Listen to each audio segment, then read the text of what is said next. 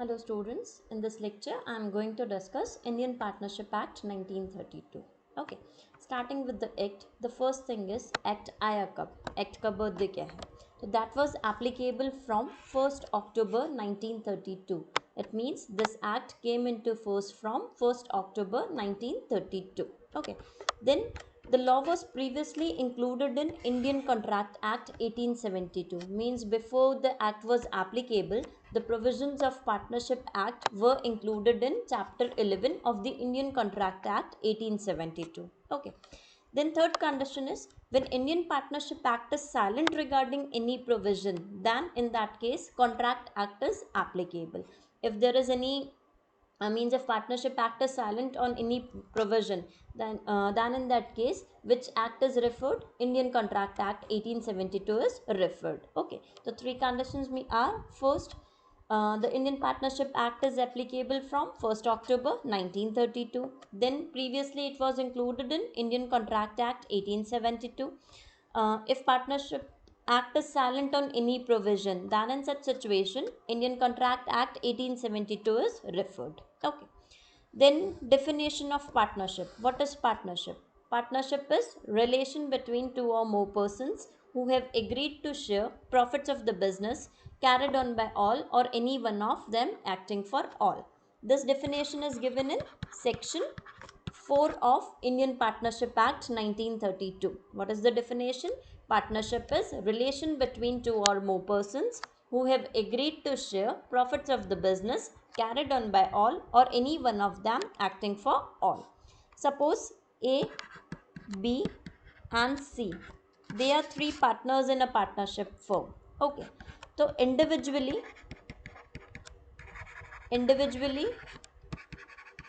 they are known as partners. Individually हम तीनों को क्या बोलेंगे? पार्टनर्स. ए एक पार्टनर हो गया, बी सेकेंड पार्टनर हो गया और सी क्या हो गया? Third partner. Collectively they are known as partnership firm. हम कलेक्टिवली इनको क्या बोलेंगे? They are known as partnership firm. And the name under which they carry the business is known as firm's name. The name under which they carry the business is known as firm's name. Okay, clear? What I am saying कि ABC, they are three partners in a partnership firm. Individually A, B and C, they are known as partners. Individually तीनों को क्या बोलेंगे? Partners. Collectively they are known as partnership firm and the name under which they run their business is known as firm's name. Okay, going to the next topic, they are features of partnership. अब हम features कहाँ से ला सकते हैं? Partnership की definition से.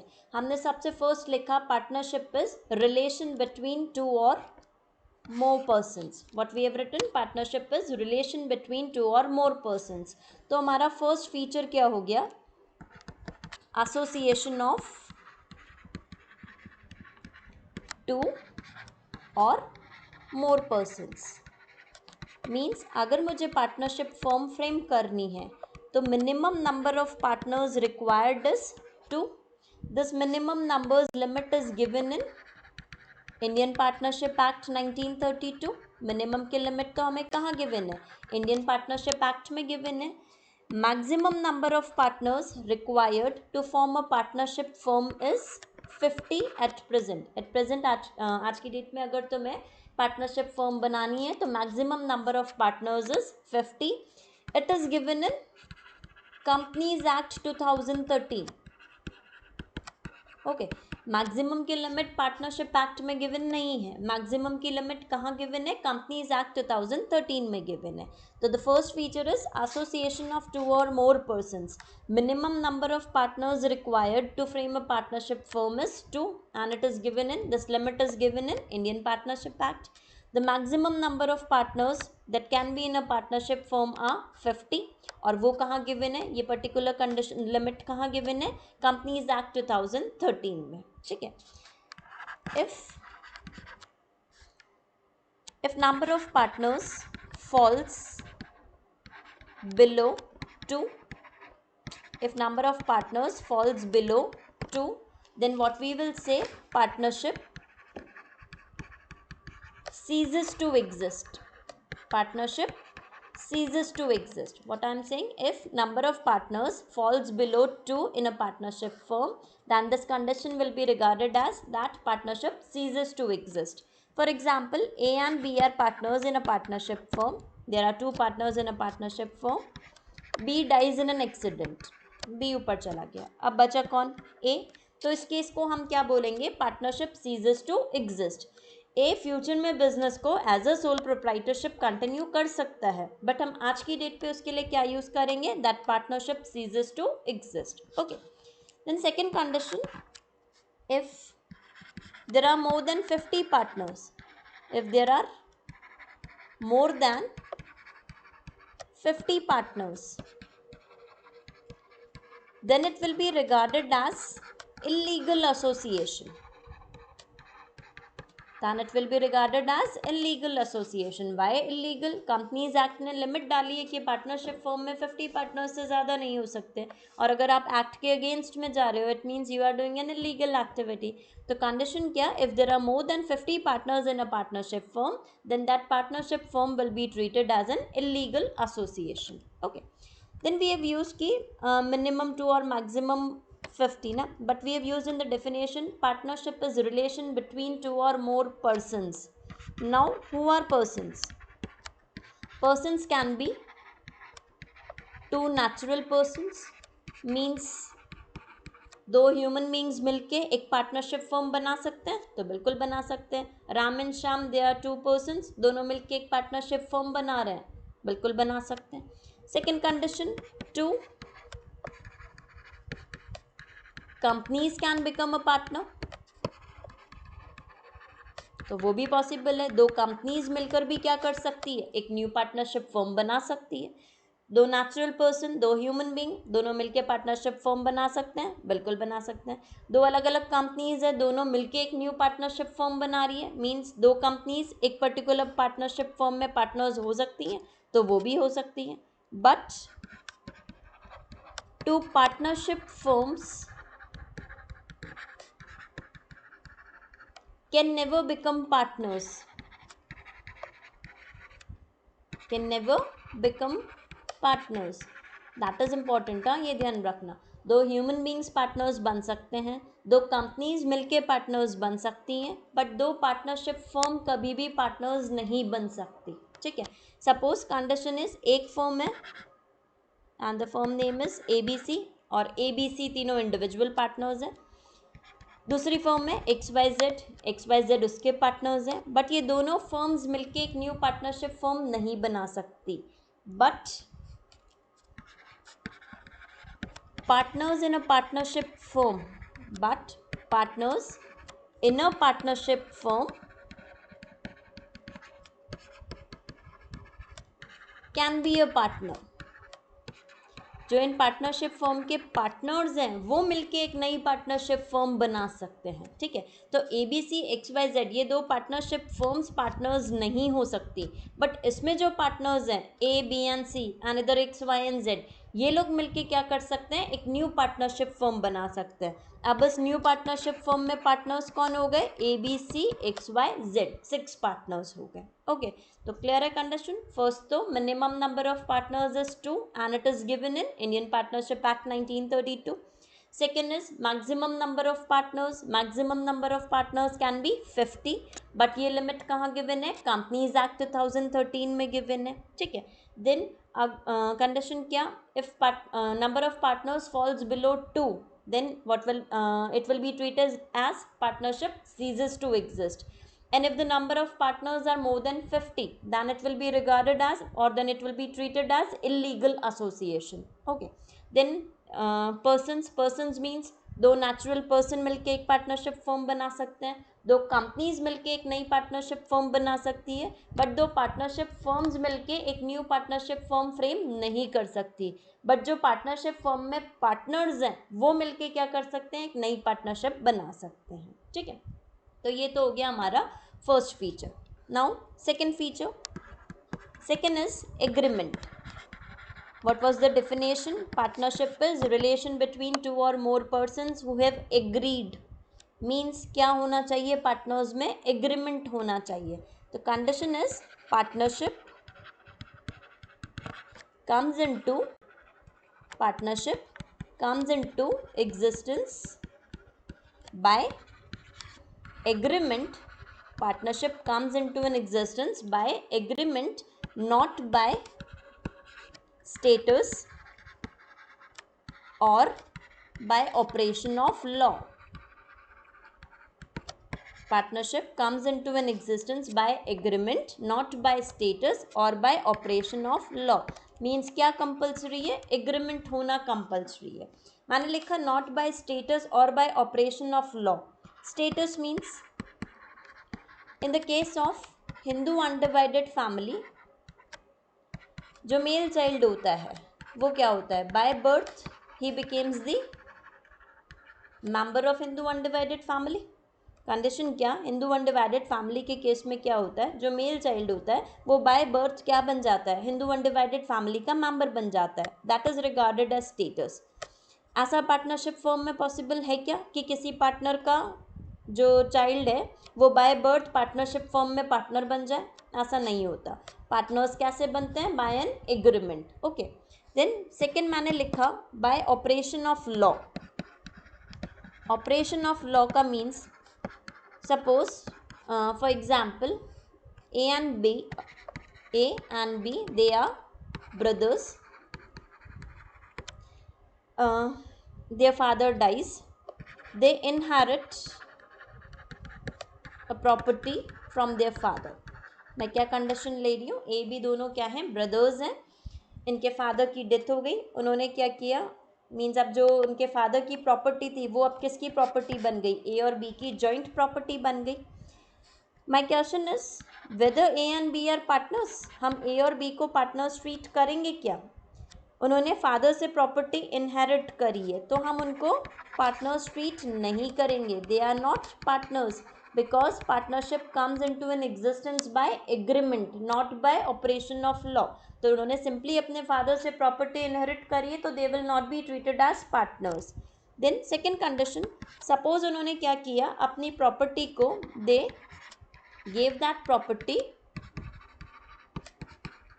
On rent. उन्होंने क्या किया, अपनी प्रॉपर्टी को रेंट पे दे दिया और जो भी रेंट का अमाउंट आया उसको इक्वली डिस्ट्रीब्यूट कर लिया. ओके. अब again the question is whether they are partners or not. In this situation also they are not treated as partners. They are not partners in a partnership firm.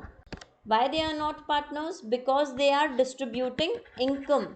वो income distribute कर रहे हैं, profits distribute नहीं कर रहे हैं. Income distribution और profit distribution में डिफरेंस होता है. वो लोग क्या डिस्ट्रीब्यूट कर रहे हैं, इनकम डिस्ट्रीब्यूट कर रहे हैं. That's why they will not be treated as partners. In my third case, suppose they converted that property into hotel. क्या किया उन्होंने, उस प्रॉपर्टी को किस में कन्वर्ट कर दिया, एक होटल में कन्वर्ट कर दिया और उससे जो भी प्रॉफिट्स आ रहे थे they share profits and losses equally. Again the question is whether they are partners or not. Condition क्या, जो प्रॉपर्टी इन्होंने अपने फादर से इनहेरिट करी है उस प्रॉपर्टी को उन्होंने होटल में कन्वर्ट कर दिया. It means they have started doing business. अब उस बिजनेस से जो भी उनको प्रॉफिट एंड लॉस आ रहा था वो उसको इक्वली डिस्ट्रीब्यूट कर रहे थे. तो अब हम उनको क्या बोलेंगे कि दे आर पार्टनर्स. तो condition is partnership comes into an existence by an agreement. Agreement होना चाहिए. Partnership comes into an existence by agreement, not by status or by operation of law. By status और operation of law partnership नहीं बनती. Partnership कैसे आएगी existence में, by an agreement. Now that agreement can be, this agreement can be oral or it can be a written agreement. Agreement oral भी हो सकता है और रिटर्न भी हो सकता है. एक्ट की ऐसी कोई कंपल्जन नहीं है कि आपको रिटर्न एग्रीमेंट ही करना है. As per your choice, it can be an oral agreement or written agreement, but prefer किसको करते हैं हमेशा, रिटर्न एग्रीमेंट को. And that written agreement is known as partnership deed or it is also known as articles of partnership. और agreement can also be expressed agreement or implied agreement, express भी हो सकता है और इम्प्लाइड भी हो सकता है, ठीक है। तो ये हो गई हमारी second condition. First was association of two or more persons, second was agreement, third is business. What was the definition? Again going to the definition. Partnership is relation between two or more persons who have agreed to share the profits of business. The third feature is business. Now business means, business can be any type of business. It can be a very small business or it can be a very big business. It includes all, uh, it includes trade, profession and occupation. It includes trade, profession and occupation. Business means either trade or profession or an occupation, ठीक है.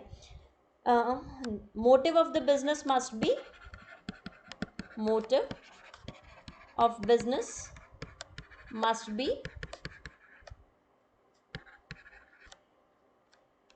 motive of business must be to earn profits. Okay, business can be of any type. It can be a very small business और एक बहुत बड़ा business भी हो सकता है. बिजनेस में हम क्या क्या इंक्लूड कर सकते हैं? It can be a trade or it can be a profession or it can be a occupation.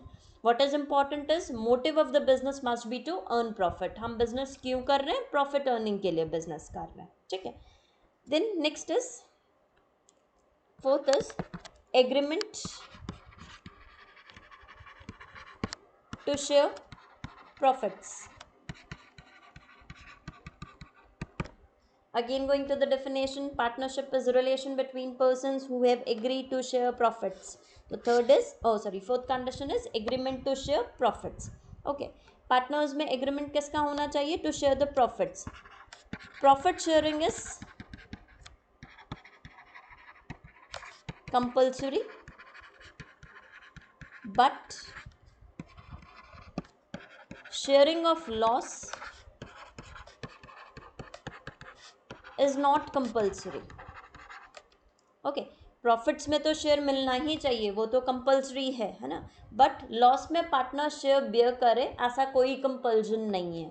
Suppose ABC are partners.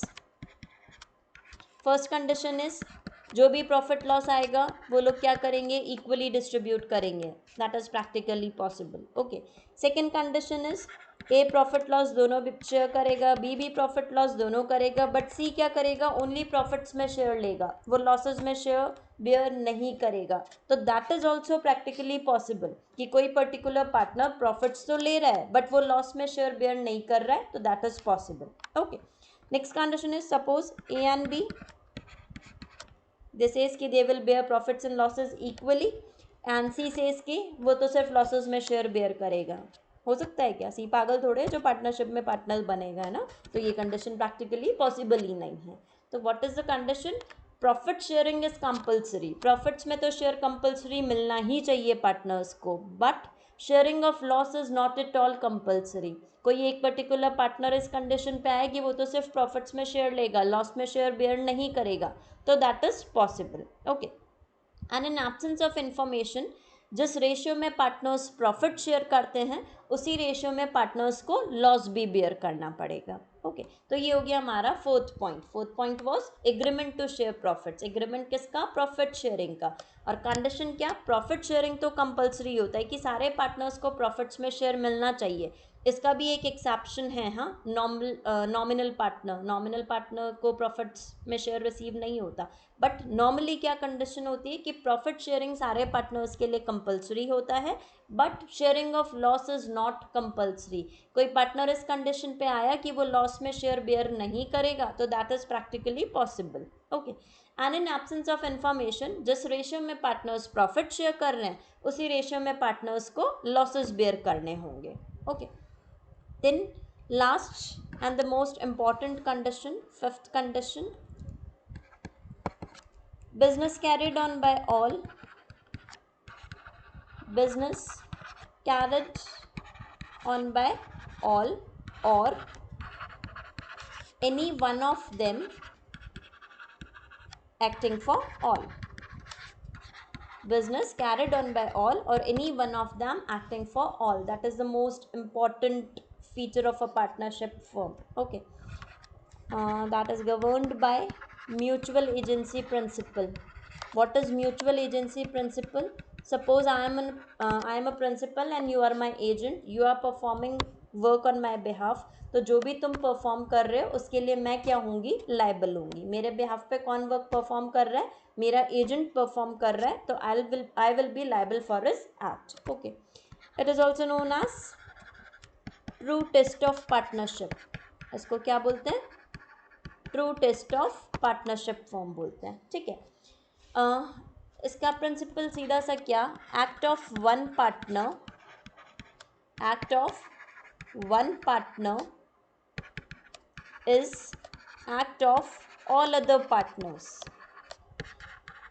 Act of one partner is act of all other partners. For example, A, B and C, they are three partners in a partnership firm. B is selling goods to any person. Business transaction हो रहा है, partnership firm का transaction हो रहा है, B क्या कर रहा है, गुड्स सेल कर रहा है. ठीक है. तो B is agent of the firm और बी इज द एजेंट और ए और सी को क्या बोलेंगे, प्रिंसिपल बोलेंगे. Okay. A B C partners, B क्या कर रहा है, गुड्स सेल कर रहा है, फर्म्स से रिलेटेड ट्रांजैक्शन हो रहा है. तो बी तो कौन हो गया इनका एजेंट और ए और सी कौन हो गए, प्रिंसिपल. तो जो बी के एक्ट्स हैं उसके लिए ए और सी लाइबल हैं और जो ए और सी के एक्ट होंगे उसके लिए बी लाइबल होगा. Suppose in the second example, again A B C are partners. Now A is selling goods to the person. Store में अभी वो अवेलेबल था तो वो गुड्स सेल कर रहा है. Okay. Goods sold to any person. Now in this case A क्या बन जाएगा, एजेंट बन जाएगा. बी और सी क्या बन जाएंगे, प्रिंसिपल बन जाएंगे. तो जो वर्क परफॉर्म कर रहा है वो एजेंट, जो रिमेनिंग है वो प्रिंसिपल हो गए.